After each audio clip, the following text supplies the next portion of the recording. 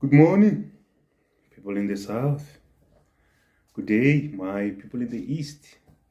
And my lovely people in the west. Good afternoon. And my friends in the north. Good evening. I hope everyone is okay. I hope we're all good. And we're back again. Let's see what we're doing today. It's a beautiful day.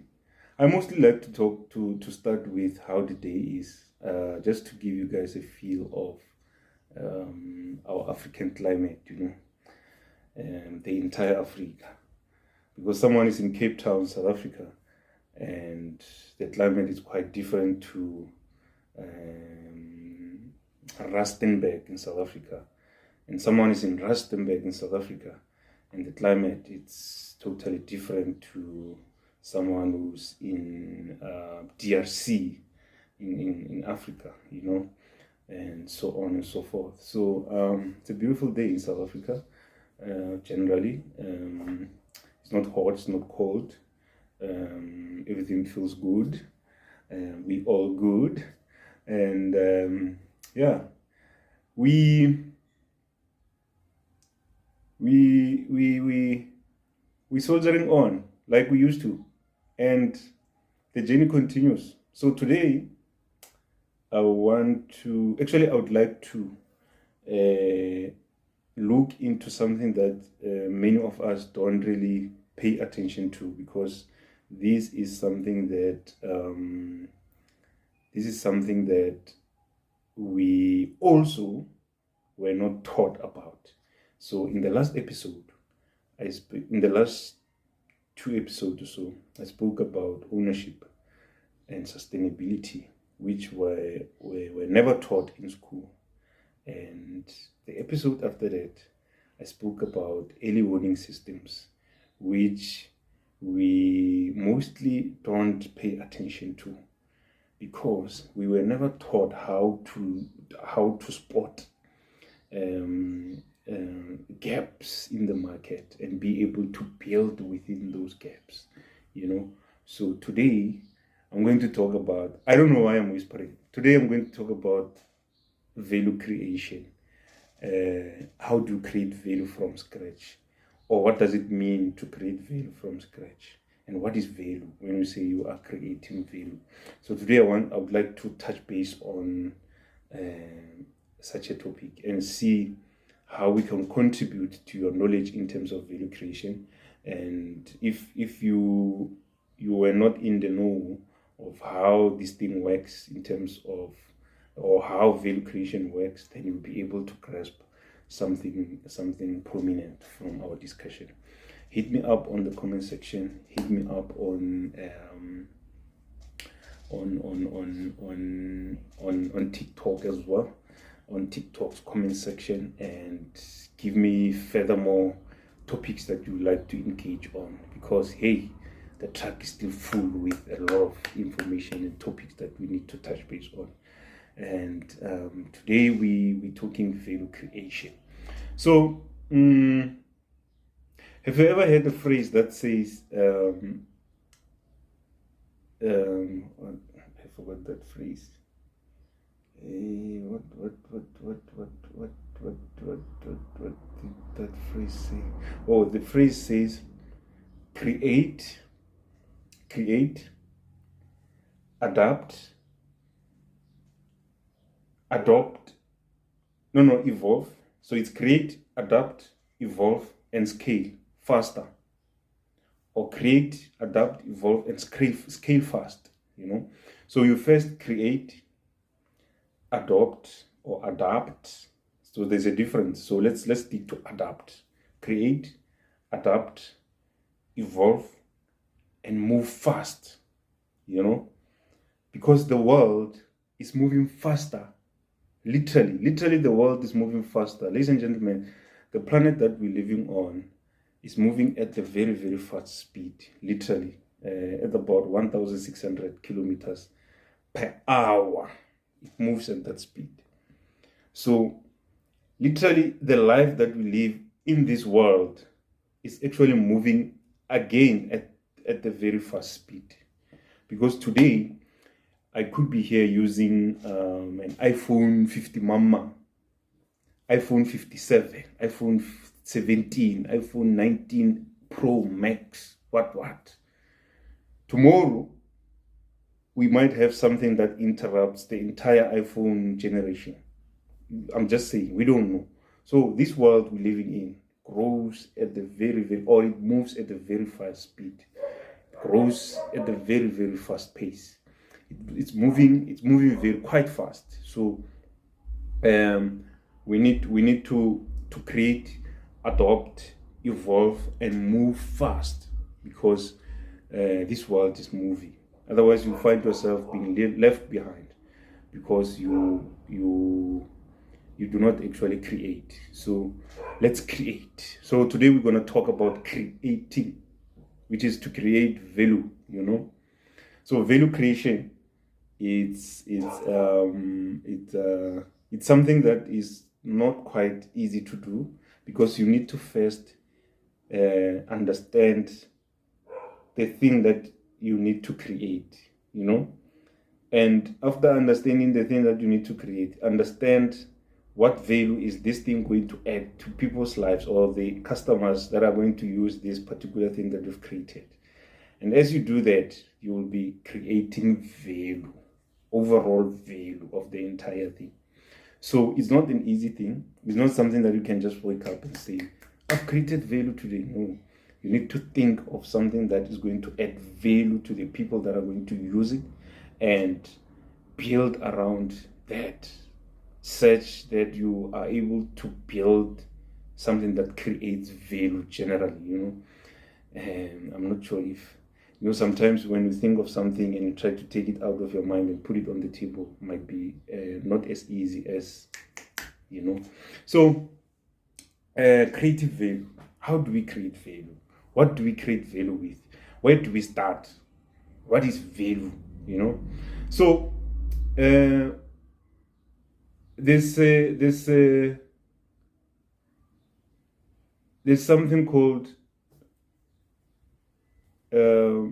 in secular economy. I'll touch base on secular economy just after this. In secular economy, they would normally talk about in most cases they will talk about triple R's or 3 R's, reuse, repair, and recycle. In secular economy, they will talk about reuse, repair, and recycle. So, excuse me. And I want to link that with value creation, so that you understand exactly what creating value is. So the 3 R's or the triple R's are reuse, repair, and recycle.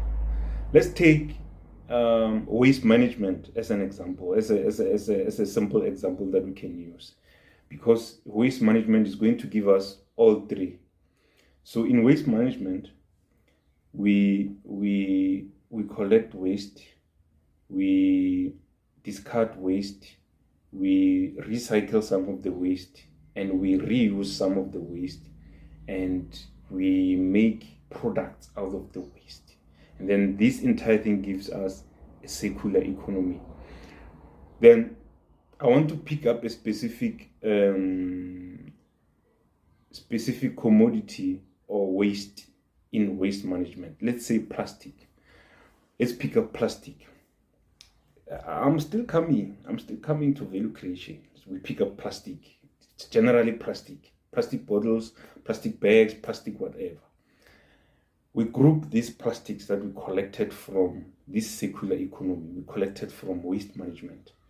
Then we take this plastic, we melt the plastic, right? After melting the plastic, we are able to form anything with this melted plastic. Let's say we form a bathtub, a container or a bathtub with this melted plastic that we've collected from waste. We are able to form or mold a bathtub. Then the bathtub is molded, it's formed, it's done, it's there. Then we take the bathtub, then we take it through its potential customers and ask if they would be able to buy this bathtub. Would you guys be interested in buying this bathtub? And then they would say, no, to me it looks like just a bathtub like any other, so I don't think I will buy such a bathtub. It's even made of recycled material. I don't think I'll buy such a bathtub. Then we would ask,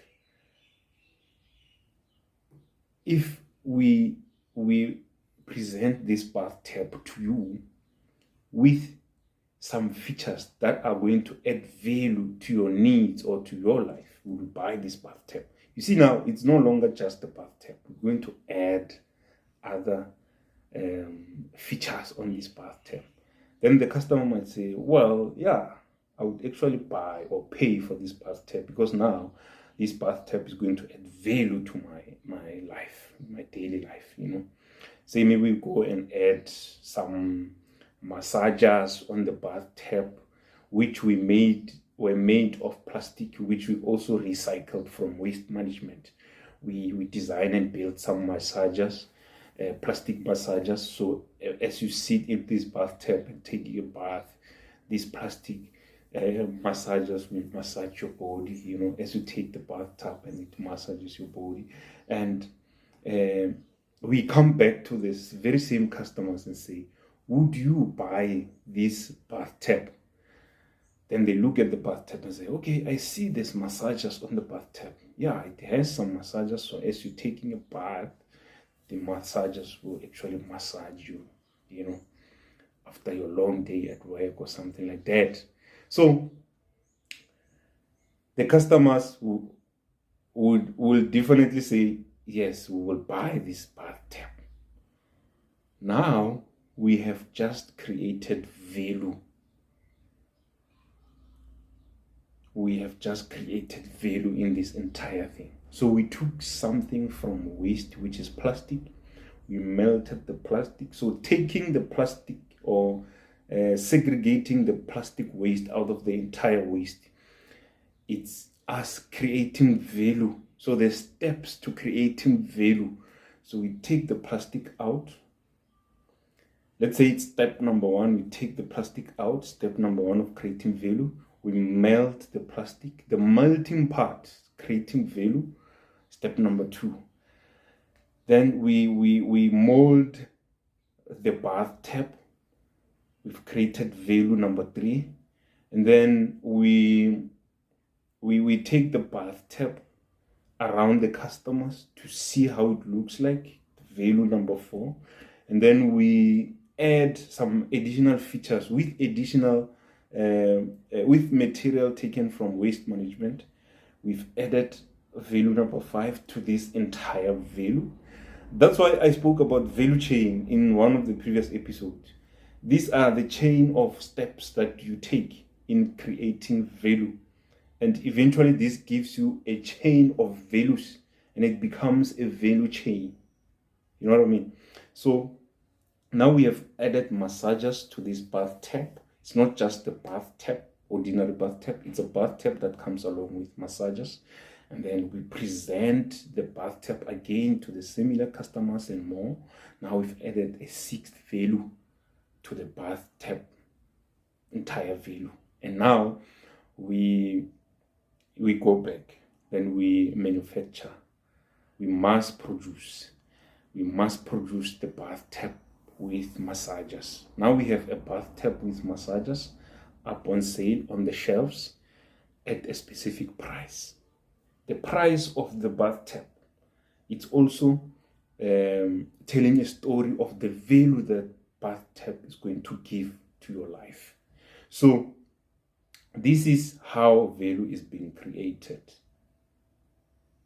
You have just created value out of nothing or from scratch. You've done. Excuse me.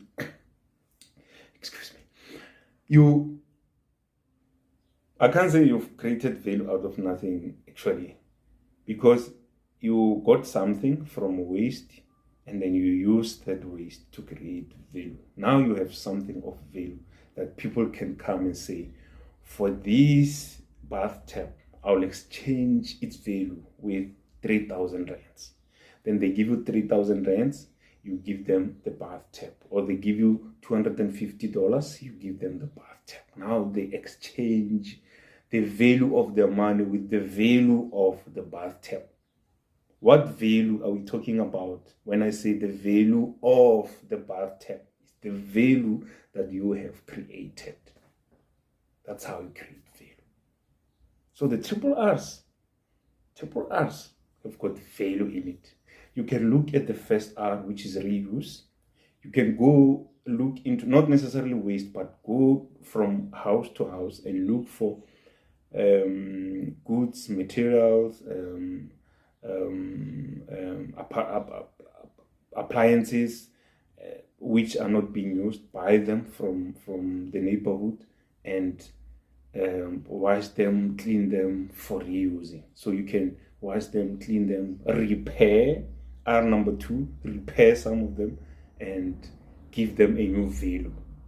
Resell them, That's how you create value. So it's reuse, repair, and recycle. So sometimes you will only recycle the waste that you got from the waste dump or wherever in waste management, and recycle that waste. And through the recycling process, you are able to produce a product that has value without you taking it through the stages of molding it, and you can just produce a product of value. I'll give you another example. I have another example where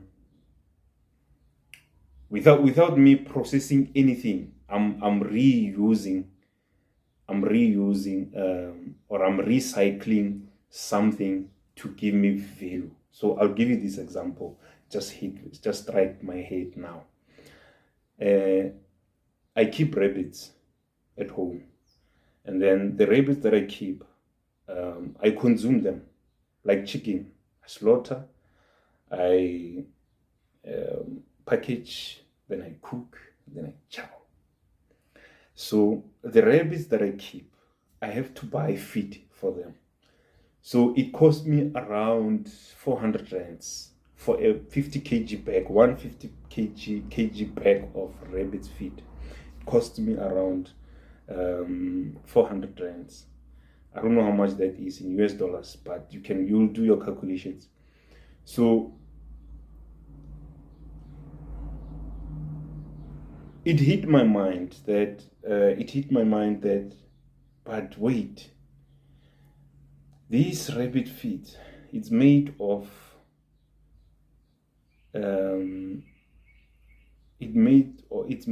vegetables, it's made of farm produce that are not maybe the lowest standard farm produced products, which they could not sell. They reuse them to manufacture the feed, and they're selling one bag, 150 kg bag for 400 rands.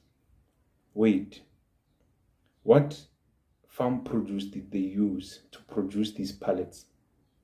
So it's yellow maize, it's sunflower, it's soya beans, it's cabbage leaves, it's spinach leaves, it's lucerne, it's you name them. Okay, so why can't I grow some of these things? Why can't I grow some of these things so that I can harvest, feed my rabbits, so that this one bag, 150 kg bag, could actually last me, or can last me longer than now? Because now I buy this 50 kg bag maybe twice a month, 3 times a month. So I went and grew some vegetables, different types of vegetables and herbs in-house. I bought some seeds. I grew the vegetables and herbs. They grew. Then as they grew, at home we pay for water, and I have to use the water that we pay for to water these things so that it can grow healthy. When I cut and or harvest to feed my rabbits, these things are healthy. Now it's costing me on water. Yeah, what am I gonna do? Then I thought, okay, circular economy. I'm gonna create value out of this, but I need to create value out of something else. You see how this thing goes? Then I went and thought, okay, when we do dishes at home, when we do dishes at the end of every meal, the water that we wash the dishes with, it's not really dirty water, because this water has just washed off the food that we ate into our stomach. So this is not really dirty water. So it's the food that we ate, we're just washing it off the plates, and we rinse the plate. We rinse a plate which doesn't really have dirt with clean water. So the water runs out being clean at the same time. Okay, that's where I'm going to create value. So I'm going to collect all the water that we use to wash dishes. I'm not throwing away a drop from that water. So we will use the water that we will reuse. See, now reuse is surfacing again. We will reuse this water that we wash the dishes with to water the plants. Now the plants are growing healthily, and we harvest the plants, we feed the rabbits. Now the rabbits are eating healthy plants or healthy green, and the rabbits are growing healthier, and we are able to slaughter the rabbits, and then we are able to cook the rabbits, a freshly grown rabbits at home. So the texture of the meat of the rabbit, top notch, from the very same herbs and plants that you grow within the yard. With the water that you reuse when you wash your dishes, you don't throw away that water. So the only time when you feel you are throwing away the water, it's when you water these particular plants. Again, we're also eating these very same vegetables. We're consuming them in the house. That's how we create value. So I've created value and built a circular economy on the water that was supposed to be thrown away. I've created value on that by collecting the water, watering the plants, harvest the plants and feed the rabbits. The rabbit grows, the rabbits are healthy. I sell the rabbits and eat the rabbits. So after selling the rabbits, I'm able to take the money that I used to sell the rabbits and use the money for something else that I can use to create value somewhere else. That's how we create value. Now, let's talk about building your business or building your circular economy business. When you build your circular economy business, it involves products that you reusing, you repairing, you recycling. Then it becomes a circular economy. So after using the water to water the plants grow. Then I harvest the plants. Instead of throwing away the plants, I feed the rabbits eat, and then the rabbits gives me meat, give me urine that I use as pesticides, gives me droppings that I use as fertilizers. I collect the droppings and the urine, then I spray the urine on the same plants. I use the droppings of the very same rabbits to fertilize the plants. Then the plants will grow healthier. Sometimes someone will come and want to buy the crops, and if I want to, I will sell them. Then I use the money again back into the business, So it's a circular economy that you build. If you want to build a circular economy, you build something like that. If it's in recycling, you will recycle plastic. You collect the plastic from households, wherever. Then you melt the plastic. You mold your bath taps.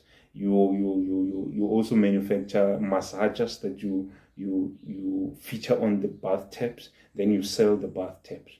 That's how you create value. So you've created value from scratch. You see, so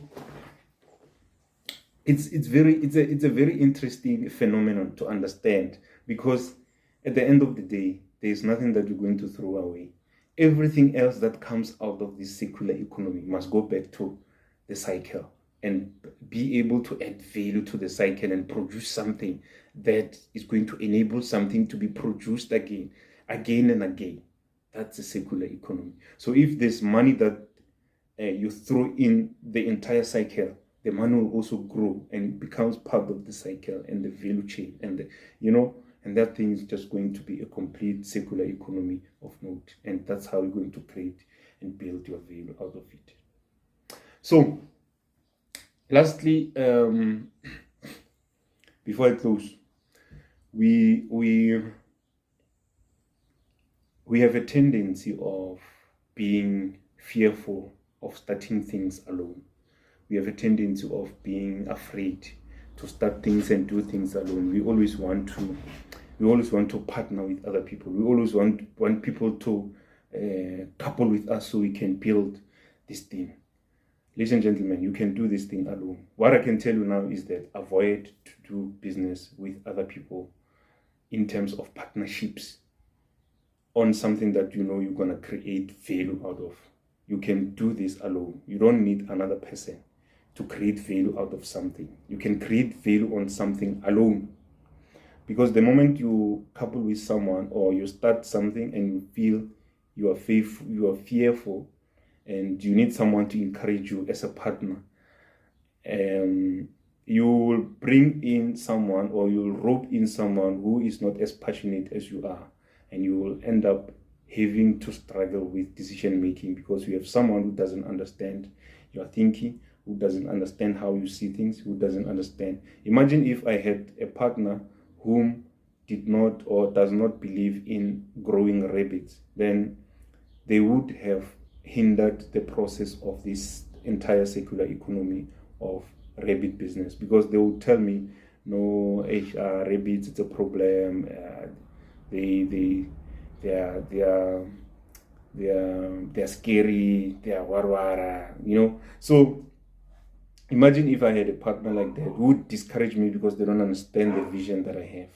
You will always be drawn back by the partners in your businesses, because you roped people in whom did not understand your vision, who does not understand your dreams, who doesn't understand how you see things.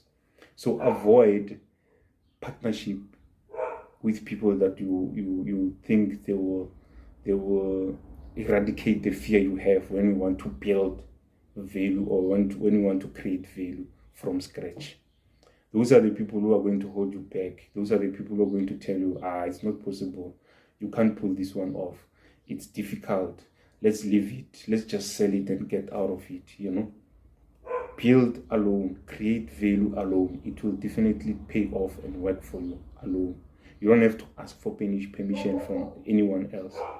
You don't have to, you don't need someone else's signature for you to do these things. Life is about trial and error, but someone will tell you about their own values and principles and standards that no, I don't believe in trial and errors. Let's do something by the book. Let's do something, You will always wait. You will never do anything. You will never wake up to see your dreams starting up. You will never wake up to see your ideas waking out, because someone will be telling you as a partner that, no, I don't believe in this, I don't believe in that. That is not doable, that is doable. Let's do something professional. Hey, anything can be done anywhere, anyhow. Doesn't matter where, as long as you start. So until it's a cooperative, do not avoid. Let me not say do not. Until it's a cooperative, avoid doing business with partnerships or people that you think would be partners, to go into this thing together, because you think when you are two, you are more powerful. That's all I wanted to say around value creation.